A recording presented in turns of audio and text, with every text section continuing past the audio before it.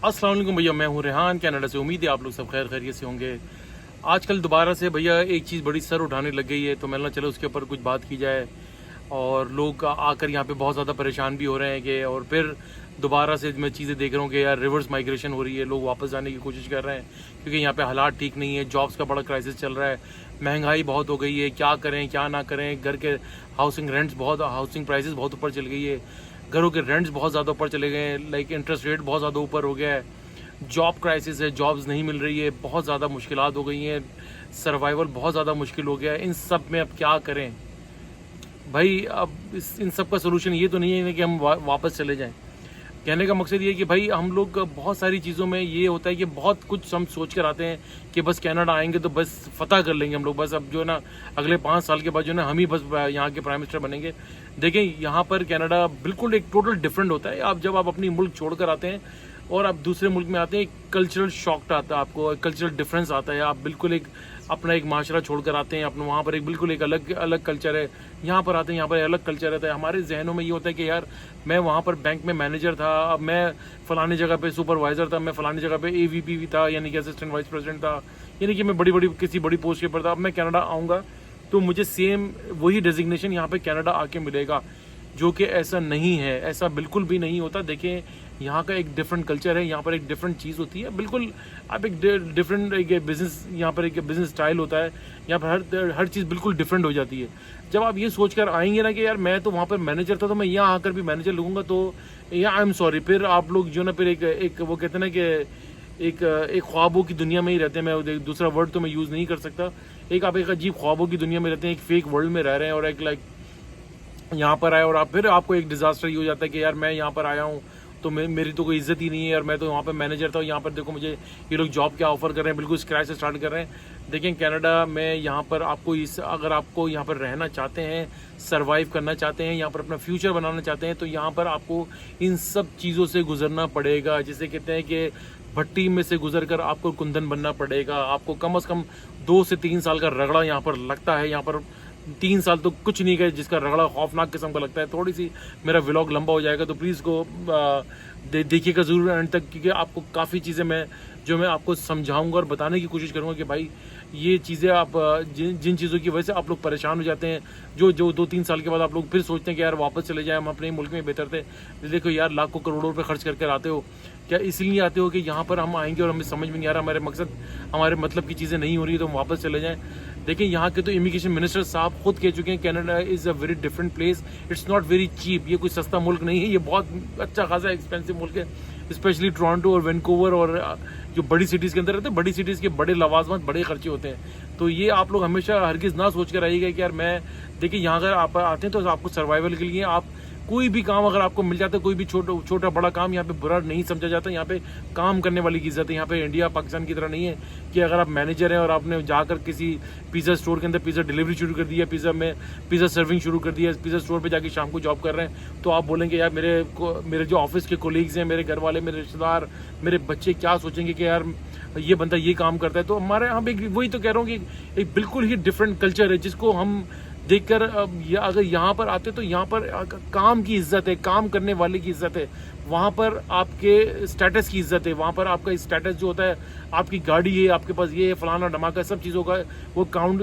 मिलाकर जो है वो आपका एक स्टेटस बनता है। जबकि यहाँ पर ऐसा नहीं है। देखिए, यहाँ पर अगर आप प्लानिंग से चलें, अच्छे से चलें, तो यहाँ पर आप बहुत सारी चीज़ों में कामयाब हो जाते हैं।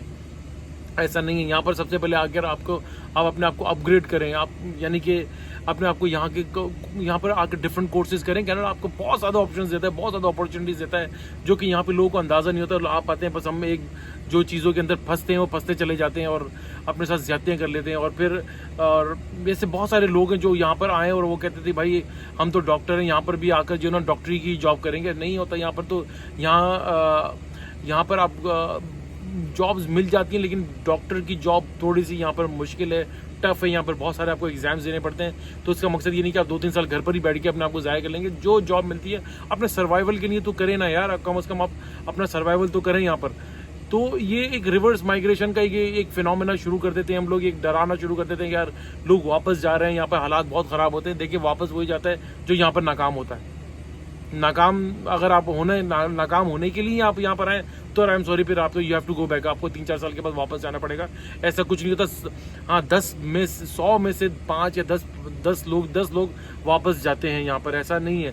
देखिए, अगर रिवर्स माइग्रेशन भी अगर उस सूरत में कर रहे हैं तो वो बहुत अच्छी चीज़ है, उसमें कोई बुरी बात नहीं है। अगर आपको आप यहाँ पर सिटीजन हो गए, आपने बहुत अच्छा जॉब एक्सपीरियंस ले लिया और आपको बहुत अच्छी जॉब ऑफर कहीं यूएस से, कनाडा से, कहीं से भी आ जाती है, तो यूएस से, यूएई से, सऊदी अरब से, मिडिल ईस्ट से, यूरोप से, तो कोई बुरी बात नहीं है। यहाँ पे बहुत सारे लोग जाते हैं, मेरे कई जानने वाले हैं जो यहाँ से यूएई में जाके जॉब कर रहे हैं, उनको बहुत अच्छे पैकेजेस मिल गए, तो ये चीज़ बुरी नहीं है। लेकिन जाने से पहले उसको कनाडा की जैसी कंट्री को गालियाँ दे देना, बुरा बोलना यार कि बेकार कंट्री है, कसूर हमारे ही होते हैं। देखें, यहाँ पर सबसे बड़ा लोगों का प्रॉब्लम क्या है, आते ही भाईजान हम लोग का प्रॉब्लम ये क्या है, हम लोग शो ऑफ बहुत ज़्यादा है, हम लोग भरमबाजी हमारे अंदर कूट के भरी हुई है। बस गाड़ी ले ली, आते ही हमने महंगा घर यानी रेंट पे ले लिया और बस जनाब वाली क्रेडिट कार्ड ले लिए और शॉपिंग टिका के कर ली, घर भर दिया, उसके बाद आप उस चक्की के अंदर पिस गए। देखें, दिखावा बहुत बुरी चीज़ है। दिखाएं उस सूरत में जब आप उस काबिल हो जाएं, अपने अकाउंट्स को स्ट्रॉन्ग करें। ये नहीं कि सारी चीज़ों को डेट्स के अंदर गुजार दें। मैं यकीन करें, मैं यहाँ पर जब कनाडा आया था, मैंने 2 साल तक यहाँ पर गाड़ी नहीं ली थी। मैं बस में ट्रैवल करता था, मैं ले सकता था गाड़ी, मेरे पास पैसे भी थे, ऐसा नहीं था, लेकिन मैंने बसों में ट्रैवल करा और मैंने अल्हम्दुलिल्लाह फिर एक छोटी गाड़ी ली, मैंने $1500 की गाड़ी ली, उसके ऊपर यहाँ पर प्रैक्टिस करी, मैंने लाइसेंस लिया, मैंने प्रैक्टिस करी, उसके बाद अल्लाह का शुक्र है फिर मैंने गाड़ी ली, फिर मैंने 4 साल वो गुजारे। मैं कम से कम एक गाड़ी को 4 से 5 साल रखता हूँ। ऐसा नहीं कि मैं हर 2 साल के बाद यहाँ पे मैंने बड़े छिछोरे बड़े बरमबाज। देखें भाई, आपके खर्चे अगर आमदन 3000 की और खर्चे 5000 के कर लेंगे तो फिर आपने बर्बादी होना है, आपके नसीब में बर्बादी ही लिखी हुई है। ऐसे ना करें। और एक दूसरा लोगों के साथ ये बड़ा प्रॉब्लम होता है, फोमो जिसे कहते हैं, कि फियर ऑफ मिसिंग आउट, यानी कि ये इसका क्या मतलब हो गया भाई, जैसे यार रेहान भाई के पास तो यार ये बड़ा घर ले लिया है तो अब मैं भी बड़ा घर लूँगा, मैं एक घर और लूँगा, रेहान के पास 2 घर हैं तो मैं 3 घर लूँगा। यार यहाँ पर यकीन करें, यहाँ पर ऐसे लोग हैं जो एक घर के बाद दूसरा घर, तीसरा घर ले तो लेते हैं, लेकिन उसकी जब मॉर्टगेजेस पे करने का टाइम आता है, टेनेंट आपने ले लिया, यहाँ पर मॉर्टगेज इतने चले गए, इतने ऊपर चले गए। मैं ऐसे लोगों को भी जानता हूँ, यकीन करें, कि जिन्होंने अपने जो यहाँ पर टोकन्स दिए हुए थे ना, जो 3 साल के बाद उनको पोजीशन मिलना था, जो तकरीबन $1,00,000 पे कर चुके थे, जब उनका at the time of down payment आया, यहाँ पर इंटरेस्ट रेट 7-8% के ऊपर चले गया, लोग रोते हुए, यकीन करें, उन्होंने अपने पैसे यानी कि विड्रॉ कर दिए, यानी सरेंडर कर गए। उसके ऊपर यहाँ पर जो बिल्डर होता है उसने अपने चार्जेस, अपने पेनल्टीज उनको अलग मारी। तो अपनी कहते हैं ना कि अपनी चादर के अंदर ही रहें, चादर के इससे बाहर पैर निकालेंगे तो आप परेशान ही होंगे, आप मुश्किलात में ही आएंगे। जो जॉब मिल रही है यहाँ पर, ऊबर चला सकते हैं, ऊबर चलाएं, लिफ्ट चला सकते हैं, लिफ्ट चलाएं, डिलीवरी की जॉब्स मिल रही है, वो करें, आहिस्ता आहिस्ता अपने आप को अपग्रेड करें, जॉब अपने एम के ऊपर, अपने एम को टारगेट रखें और साथ में मयाना रवि से रहें, मीडियोकर रहें, मिडिल क्लास में रहें, लोगों को देख के कॉपी ना करें। ये हिरस जो होती है ना, इंसान को बिल्कुल तबाही की तरफ ले जाती है, लिटरली। ये मैं जो आपको बताया ना कि फोमो, जो मैंने आपको बताया, फियर ऑफ मिसिंग आउट के, कि यार मैंने ये कॉपी, तो आपने यार आप अपने आप को क्यों, यानी कि अगर मेरे पास होंडा सिविक गाड़ी है तो मेरे एक दोस्त के पास मर्सिडीज है, क्या मैं उसको कॉपी करूं? कि मेरी औकात नहीं है, मेरा दिल ज़रूर है कि मैं यार मर्सिडीज चलाऊं, मैं ऑडी चलाऊं, मैं टेस्ला चलाऊं, लेकिन मेरे अभी हालात ऐसे नहीं है, मेरी गुंजाइश इतनी नहीं है, मेरे आगे फैमिली है, मेरे बच्चे हैं, सब चीज़ें मुझे देखनी पड़ती है। तो इंशाल्लाह जब हालात बहुत अच्छे हो जाएंगे, बहुत अच्छा कमाना शुरू कर देंगे, इस काबिल हो जाएंगे, जब पता चल जाएगा कि यार ये गाड़ी भी हम ले सकते हैं, तो वाई नॉट। अगर मैं इस गाड़ी को, स्टूडेंट्स यहाँ पर आके यकीन करें, उन्होंने तबाही फिर दी अपने साथ, इतनी ज्यादतियाँ कर रहे हैं आकर यहाँ पर। गाड़ी देखे, गाड़ी यहाँ पर लेना कोई स्टैंडर्ड नहीं है।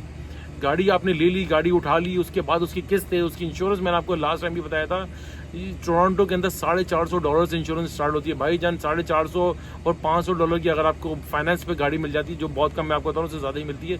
$1000 का तो क्या, फिर गैस यहाँ पे $1.5-2 से नीचे की पर लीटर नीचे नहीं जा रही है। यानी कि भाई अगर आप अफोर्ड कर सकते हैं, जॉब के साथ साथ अगर आप साइड में कोई पैसिव इनकम अपनी जनरेट कर रहे हैं, तो वाई नॉट, जाएँ, अपने बिल्कुल करें, लेकिन इस तरह ना करें, अपने साथ ज्यादती ना करें, अपने आप को खाल में रखें, अपनी अपने प्लान्स के ऊपर रहें और उन्हीं चीज़ों के ऊपर वर्कआउट करें, उस ऑर्बिट से बाहर ना निकले, उस ऑर्बिट के अंदर ही रहें। इंशाल्लाह ताला देखिए कामयाबी आपके कदम चूमेगी।